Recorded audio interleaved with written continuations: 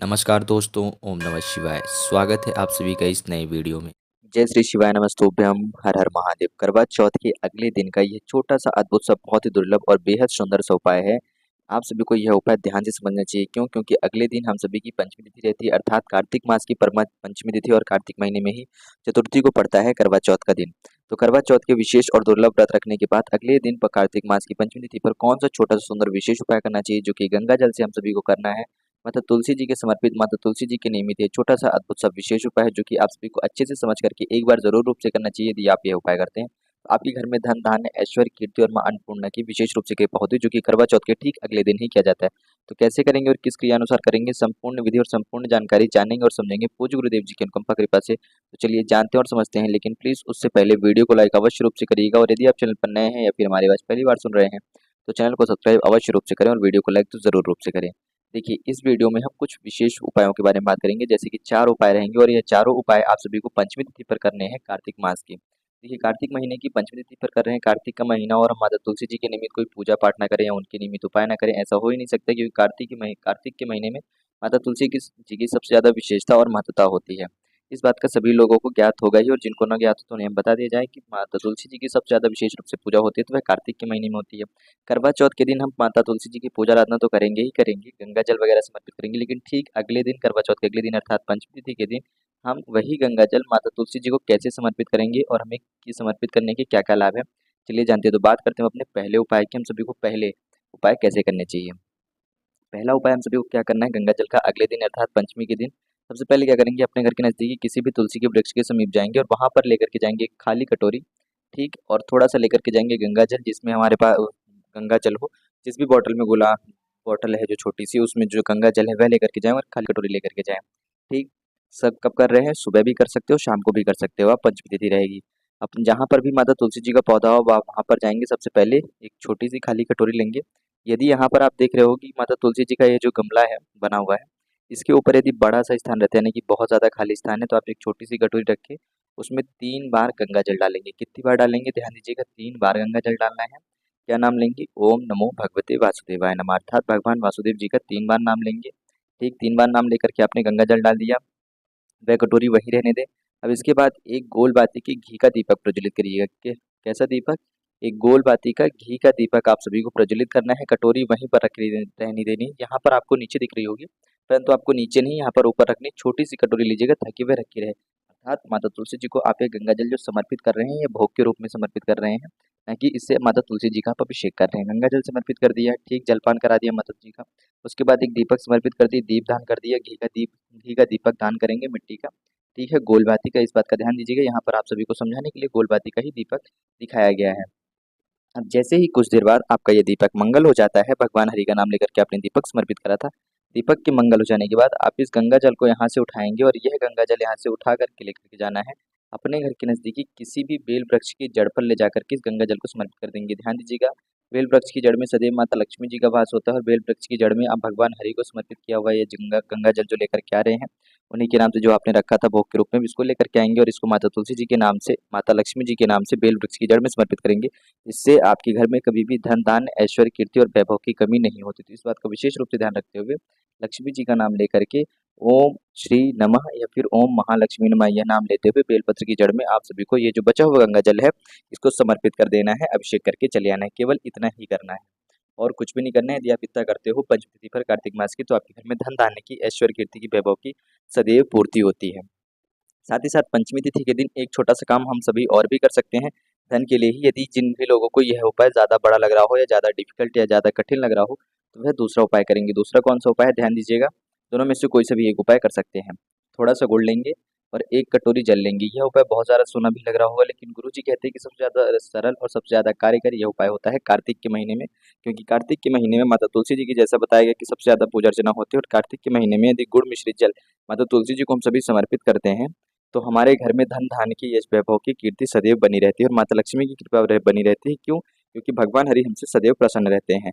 तो कार्तिक का महीना चल रहा है, तो कार्तिक के महीने में अपने हाथ से शुभ अवसर और शुभ मौका बिल्कुल भी न जाने दें। अभी आपकी करवा चौथ के अगले दिन का जो दिन रहेगा वह सोमवार का दिन रहेगा, परंतु गुरुवार के दिन भी आप इस उपाय को कर सकते हैं, शुक्रवार के दिन भी आप इस उपाय को कर सकते हैं। यानी कहने की तात्पर्य है कि यह तो विशेष दिन बताए गए हैं कि करवा चौथ के अगले दिन पंचमी तिथि रहेगी इसलिए करोगे, और गुरुवार शुक्रवार को तो आप करोगे ही करोगे, ठीक और गुड़ का प्रयोग होता है मंगलवार के दिन पे, तो मंगलवार के भी दिन आप करोगे। तो वैसे देखा जाए तो कार्तिक के महीने में आप संपूर्ण सारे दिनों पर यदि आप ये वाला उपाय करते हो, पूरे 1 महीने कार्तिक के महीने माता तुलसी जी को गुड़ मिश्रित जल समर्पित करते हैं। थोड़ा-सा, बहुत ज़्यादा नहीं कि 1 लोटा जल ले लिया और उसमें गुड़ डाल करके, इतना ज़्यादा जल नहीं समर्पित करना है। कोई छोटी-सी कटोरी लें, छोटा-सा बर्तन लें, लोटा भी ले रहे हैं तो आधा लोटा ही जल लेंगे, इस बात का ध्यान दीजिएगा।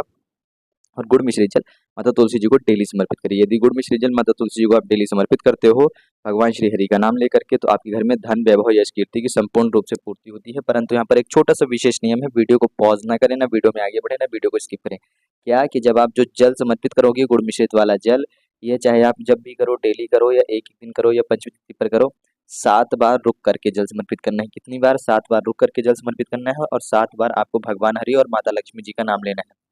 ध्यान दीजिएगा, 7 बार रुक-रुक करके जल समर्पित करेंगे एक ही पात्र से और भगवान हरि और माता लक्ष्मी जी का नाम लेकर के आप सभी को जल समर्पित करना है, तो ही आप सभी को इस उपाय का जो है लाभ प्राप्त होगा। तो ज़रूर रूप से इस उपाय को करिएगा।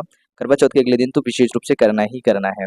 और यदि यहाँ पर आप इस जल के पात्र में शुद्ध जल की जगह यानी कि जो साधारण जल है उसकी जगह पे यदि गंगा जल का प्रयोग करते हो, तो और भी ज़्यादा विशेष और उत्तम रहेगा आप सभी के लिए यह उपाय। वैसे यदि गंगा जल ना हो तो आप केवल जल का भी प्रयोग कर सकते हैं।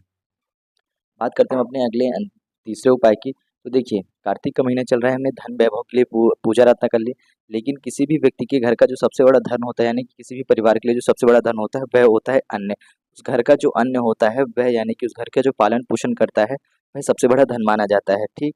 तो सबसे बड़ा धन अन्न होता है और माता अन्नपूर्णा को हम याद ना करें, धन यश वैभव को याद कर रहे हैं, तो हम सभी को उपाय में कोई भी लाभ नहीं होता है, यानी कि अन्नपूर्णा माता को हम सभी को अवश्य रूप से याद करते हुए हमारे घर में कभी भी अन्न की कमी ना हो, किसी भी रूप से अन्न की जो हमारा अन्न का भंडार है, अनाज का जो भंडार है वह सदैव बना रहे। हमारे घर के सभी व्यक्तियों के जीवन में जो भूख है किसी भी प्रकार से वह ना आए, हर प्रकार से यानी कि उनको किसी भी दिन भूखा ना सोना पड़े, यानी किसी भी समस्या, किसी भी कारणवश, ठीक?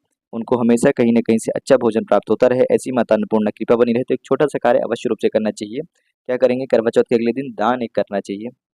आप सभी को चने की दाल लेनी है। चने की दाल क्यों? क्योंकि चने की दाल भगवान हरि को अत्यंत प्रिय होती है। तो आप चने की दाल लेंगे, कितना लेंगे चने की दाल? ध्यान दीजिएगा, यहाँ पर आप सभी को जो चने की दाल लेनी है वह 3 मुट्ठी चने की दाल लेंगे। कितनी?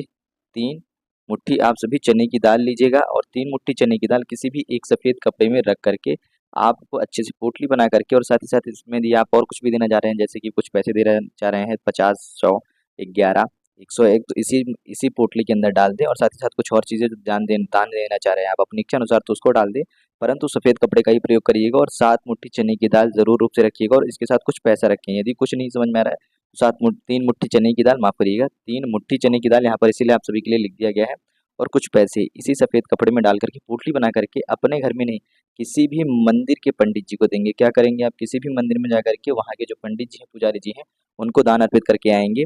कब करके आएँगे? करवा चौथ के अगले दिन। विशेष रूप से यह काम सबसे ज़रूरी है, तो इसको ज़रूर रूप से करिएगा, क्योंकि किसी भी घर में, किसी भी परिवार में, किसी भी व्यक्ति के जीवन में, सांसारिक जीवन में, पारिवारिक जीवन में जो सबसे बड़ा धन माना जाता है, वह माता अन्नपूर्णा का धन माना जाता है, क्योंकि अन्न के रूप में जो हमारे जीवन में, इस जीवन में हमारे लिए पालन और पोषण का कार्य करता है, वह अन्न है। तो हमें अनाज का आदर करते हुए, माता अन्नपूर्णा को याद करते हुए यह छोटा-सा कार्य, ये छोटी-सी क्रिया अवश्य रूप से करनी चाहिए। तो इस काम को ज़रूर रूप से करें।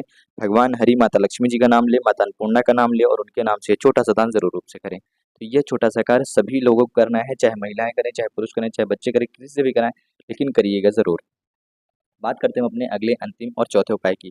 यह जो उपाय है करवा चौथ के अगले दिन का, ये किसी भी प्रकार की आपकी कामना को परिपूर्ण करने की इच्छा के लिए सबसे ज़्यादा सिद्ध रहता है और सबसे ज़्यादा कारगर माना जाता है पंचमी तिथि पर।